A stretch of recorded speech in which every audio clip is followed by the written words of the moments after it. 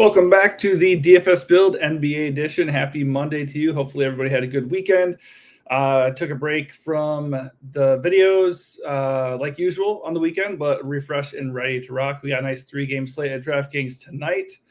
We got Boston and Miami, OKC against New Orleans, and the Lakers at Denver. Two of these games are potential elimination games, and we don't have very high totals across the board. Lakers versus Nuggets looks like the most stackable game at first glance.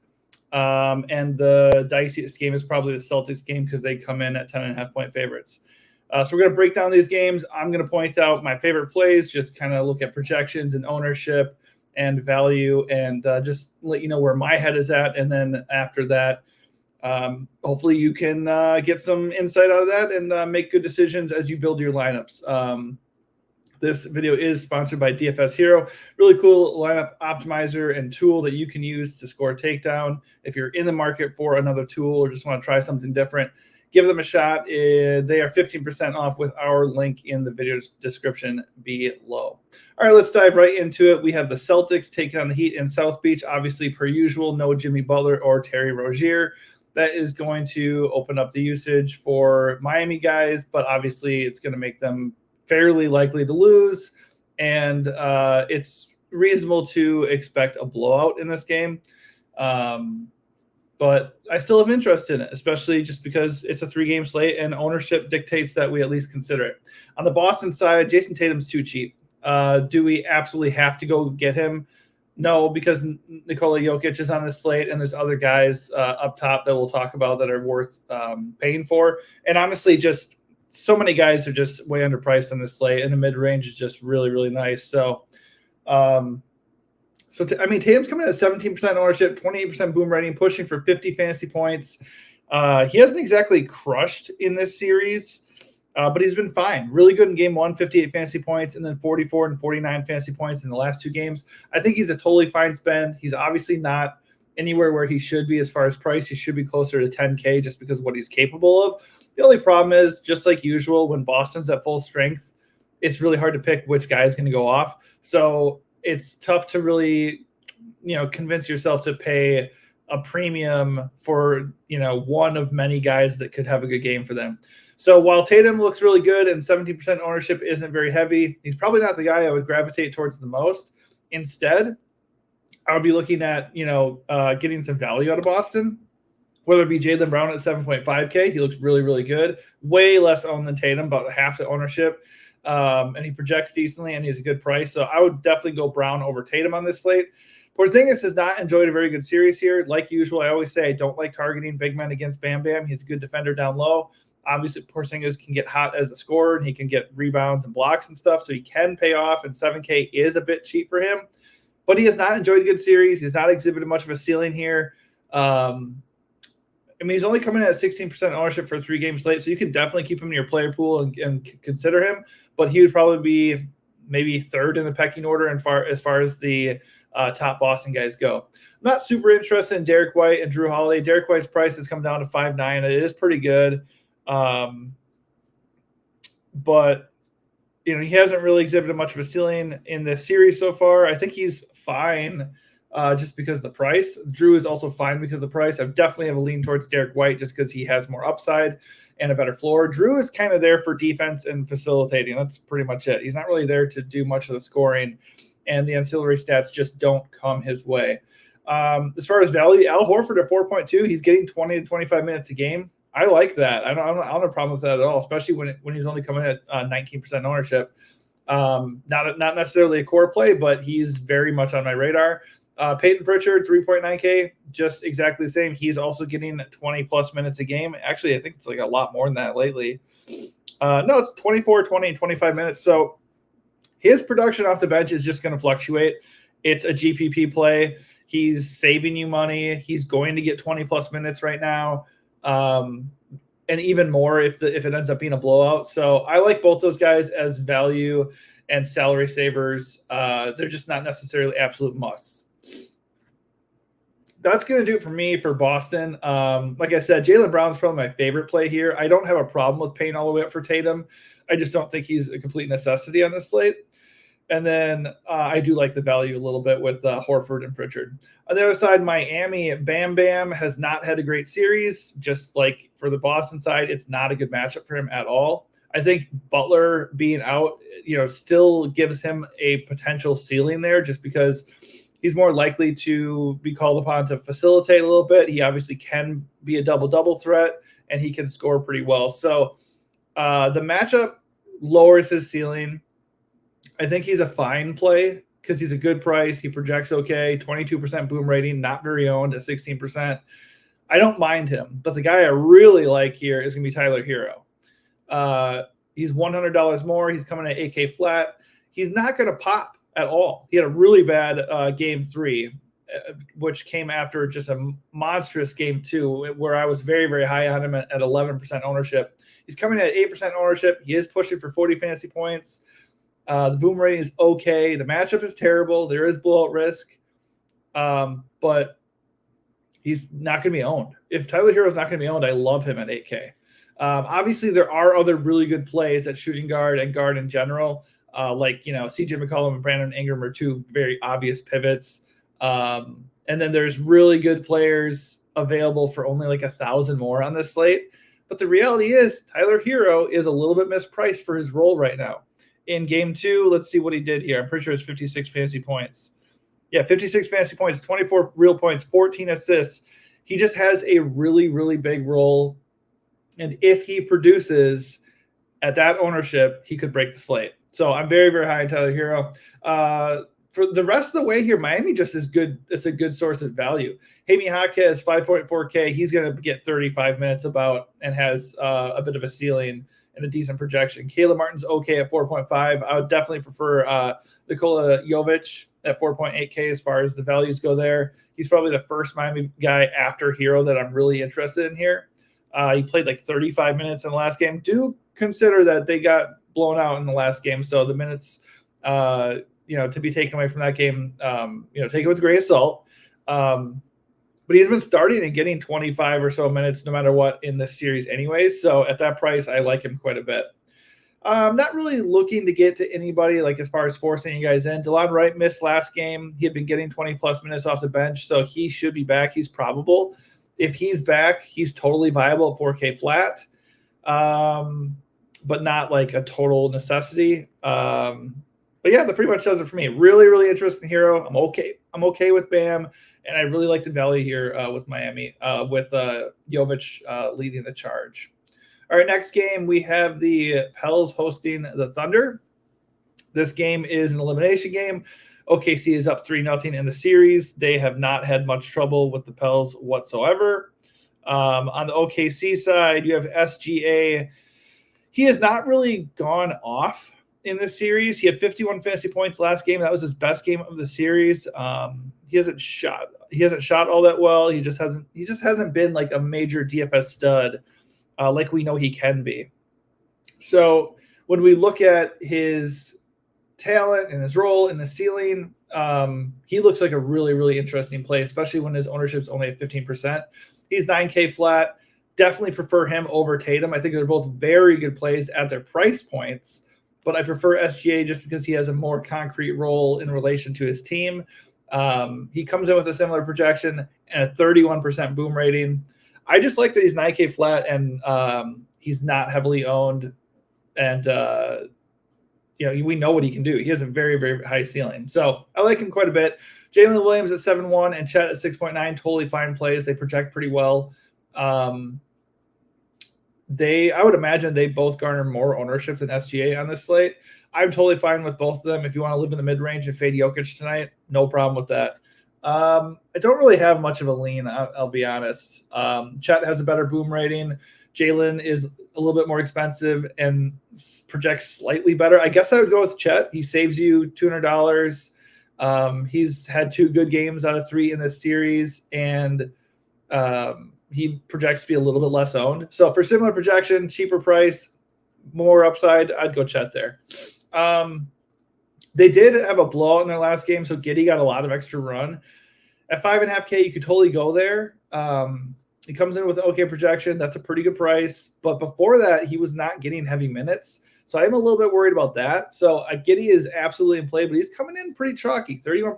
If Giddey's going to be like really chalky based off of his previous explosion, I might just hope that the first two games are more of like what we should expect from Giddey in the series. And, that he ends up being bad chalk possibly. I think he's totally fine. Don't want to say he's a bad play, but I will probably be underweight. Only other guy that really pops here is Lou Dort. I think he played 39 minutes in his last game. Let me double check. Yep, 39 minutes, 23 fantasy points. He has not been like a major smash play as far as actual production. 13, 22, 23 fantasy points in his 3 games in this series. But he has played 31 plus minutes in every single game. We know he's a 3-and-D guy. So if he's hitting his shots, he's going to pay off. 4.4K is a pretty good price. So you can kind of look in that range. Like if he ends up being really chalky, could you go pivot to like Al Horford or Peyton Pritchard at a similar price point? Sure, you could. Kind of okay with eating the chalk at 27%. I would go away from Giddey at 1.1K more, maybe, and then just go with Dort here and hope like he has the good game. Certainly some downside with Dort, especially if he's going to be chalky. So definitely entertain all options there, but I think he's a good play based off of the minutes and price. All right, on the Pels side, I mean, this hasn't been a good series for them. No Zion opens up a lot of usage. It just has not resulted in like monster games. That said, they're on life support here. This is last game possibly for them. Obviously, it could be a blowout and they could just give up here. But as far as usage and upside goes, CJ McCollum or Brandon Ingram continue to be awesome plays, just in general. 7.3 and 7.2K for their roles is too cheap. They both come in with 21% boom ratings. The projections are just so-so. We know OKC is not a good draw at all. I do like them, though. I mean, they're not even that chalky. Brandon Ingram, 24%. CJ McCollum, 16%. I mean, if they're not going to be owned, we know what they're capable of. They have ceilings. I think they're really good plays. They're just too cheap. I am a little bit worried of this game just being a housing and like the OKC just sweeps them and it's over. So there is that. And like I said, there is Hero, who's even far less owned, who I'm interested in. So I might personally go like away from the chalkier Ingram and go get Hero instead. And then I'd play McCollum. Or if you're not playing Hero, I would just play McCollum as a leverage on Ingram because he's like half the ownership right now. Or not half, but he's fairly less. Trey Murphy is the second chalkiest Pel on this slate. He is 6.5K. He's playing like 40 minutes when he can. So as far as price, roll, and all that, I think he's a totally fine play. If he's going to be really chalky, though, at that price, I might look to get away from him just because he hasn't been like that productive. Let's just go check at what he's been doing. I mean, he's been getting monster minutes, 44, 38, 44 in this series. Game 1, 39 fantasy points. Since then, hasn't cracked 27.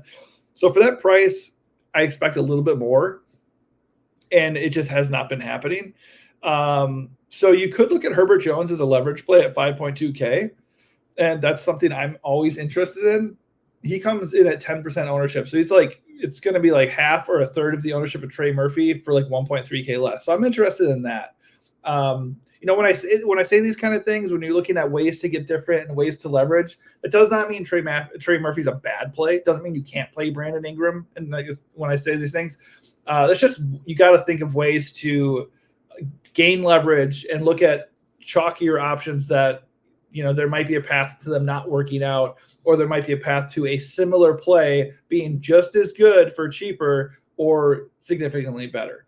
So Murphy has the better floor and probably the better ceiling, but Herbert Jones at that much less and that different of an ownership is very appealing to me. JV has been really chalky, but he had a really bad game in game 3. And they did have a blowout, so that might have impacted it quite a bit. So I think he's still viable at 5.7, but I would actually rather go to Larry Nance at 1.1K cheaper. He's 4.6K. He does not project, very well, but he also doesn't project for ownership. So if the Pels start going away from JV here, like we kind of saw in game 3, if that is something we can actually feel confident about, Larry Nance looks like a pretty good leverage play on JV and just a decent value in general at 4.6. Najee Marshall's carrying ownership, so at 3.8K, I'd probably look to get different there. That might be a spot where I don't use Najee and maybe I go get Peyton Pritchard if he's going to be less owned. They're both playing 20 minutes. They're both like the same price. Similar projection. I'm pretty sure Pritchard has a better projection, and he's less owned. So that's an easy call for me. I think Najee's a fine value on a 3-game slate, but he was terrible in his third game. Yeah, 7 fantasy points. The game before that, 14 fantasy points. I think Larry Nance is a safer play on the same team, and I think Pritchard's a better value play as a nice ownership leverage. But for the most part, if I can help it, it would just be CJ and Ingram for me here, just because I'm not super confident in the Pels keeping this game. All right, last game tonight we got Lakers and Nuggets. Lakers looked really good in Game 4 to steal a win and keep this series from being a sweep. My guess is that was kind of like their last gasp, and it's over. I bet you Denver wins tonight. And the gentleman's sweep, so to speak. But also they looked pretty good. And we know the Lakers do have talent. They obviously are top heavy with Brow and LeBron. And then Austin Reeves and D'Lo can be really good when they're on. So is it possible Lakers come in here and steal another game and make this actually a series? Sure, it's possible. And because of the game total and because I feel like the other games are really risky in general, this is probably the game I want to get the most exposure to. I just want to be kind of judicious about how I go about it. Like, for example, Anthony Davis is a great play. He projects for 58 fantasy points. He's got a massive 48% boom rating, but he's uber chalk. He's a good price at 9.7K, but at 39% ownership, why not pay $200 less, go get LeBron, who still projects for 51 fantasy points, has a 32% boom rating, but is only coming in at 18% ownership. You can play Anthony Davis if you want. No problem there. I just would prefer LeBron. I think it's a great leverage play. And what they're probably going to do is going to be comparable. So, like, at the end of the day, same price. Davis projects a little bit better. They're probably both going to get like 60 fantasy points. And you have a massive ownership edge with LeBron there to close out the slate. So I like them both a lot, but I would definitely lean LeBron here. Austin Reeves and D'Lo are like the easiest core plays for me on this slate. They're just too cheap. Reeves at 6 flat, D'Lo at 6-1. D'Lo had a horrific game 3, but he was serviceable in game 1 and 2. I mean, actually pretty darn good for fantasy. And then game 3, he blew up. Let me double check how he did just to give you a little bit of idea at how he responded. He had 21 real points. It ended up only being 35 fantasy points, but in 2 of his 4 games here, he has 35 plus fantasy points. So like, this is a series he can have success in. We've seen his floor is brutal. Like game 3, 10 fantasy points, 0 for 7 shooting, not good. But the price is too good. The price is too good for a guy who's going to push for 40 minutes, who has no qualms about shooting. He can create offense. He can get all those ancillary stats. So we know D'Lo can go drop a 50 burger. I mean, not 50 real points. I mean, he could, but I mean, he can get 50 fantasy points. He can have a huge game. I'm not getting him for that. I'm getting him because I'm pretty confident he can get 35 to 40 fantasy points if he's hitting his shots. And he's not even owned. 9% owned for D'Lo at 6.1K. That's weird to me. I'm definitely going to lock him in. I don't think you have to play all these Lakers together. And in general, it does make sense if you're going to play D'Lo, maybe don't play Austin Reeves. Or if you're going to play D'Lo, go eat the chalk with Brow, or, go get LeBron. I mean, you just don't want to play 4 Lakers probably, I wouldn't think. But they are all plenty viable. I think there is a reality where Brow, LeBron both crush and get like 50 to 60 fantasy points, and Reeves and D'Lo both get like 30 to 35. I think that's totally feasible. The only problem is if you're doing that, I think you're kind of limiting your upside. You would get somebody who's capable of getting a bigger explosion rather than just getting like the median outcome for all these guys at the same time. That said, Austin Reeves, also too cheap. He projects better than D'Lo. In theory, he's the better play. $100 cheaper, projects better by 2 fantasy points, and he has a 20% boom rating. But he's way more owned than D'Lo, 27% to 9%. So because the price is so similar, the projection is so similar, I would just go D'Lo if you're picking between the two. That is instant leverage, but like I said, I do not mind playing them together necessarily if it kind of falls that way. As far as value goes, Rui Hachimura has been losing minutes the last 2 games. Even when he was playing 38 minutes, he had like a 9 fantasy point game. So if he's not actually locked into like guaranteed minutes, I can't do that.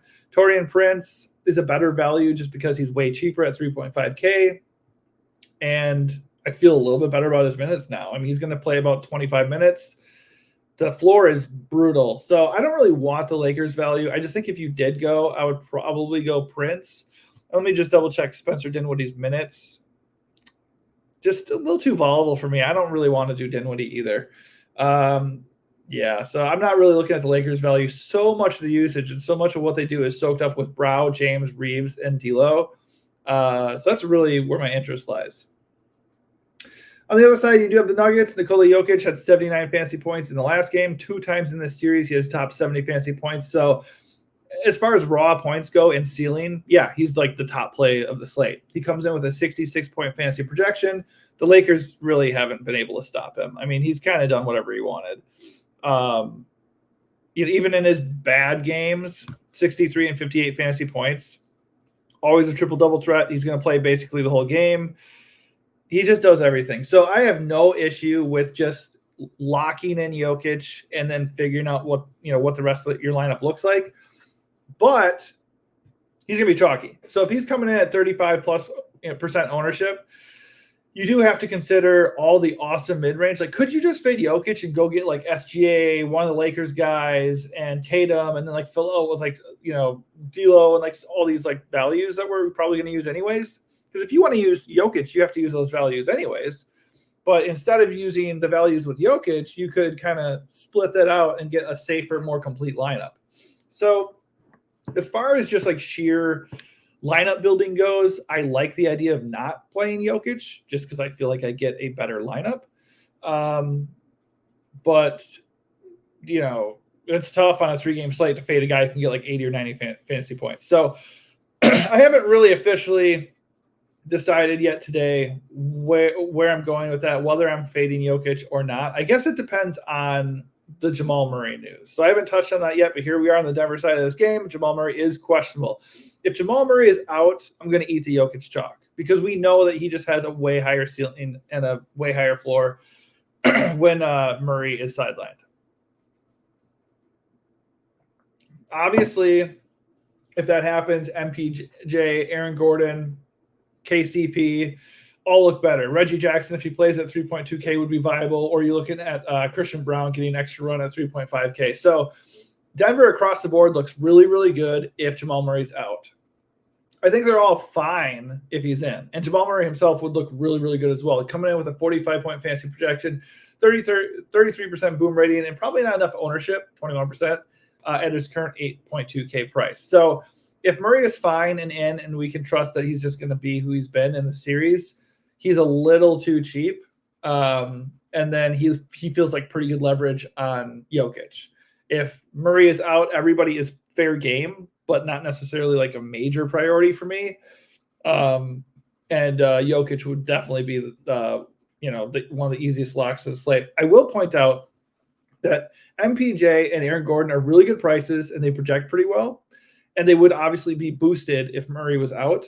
But their ownership at 38 and 41% is a little bit troubling. So if those guys are going to be mega chalk, Aaron Gordon 6.3, 41%. I would very much gladly pivot in that price range to D'Lo, who's coming at 9%. And then instead of paying almost 7K for Michael Porter Jr., just go find a guy in similar price range that is not going to be that chalky. Like I said, CJ McCollum was like 7.2.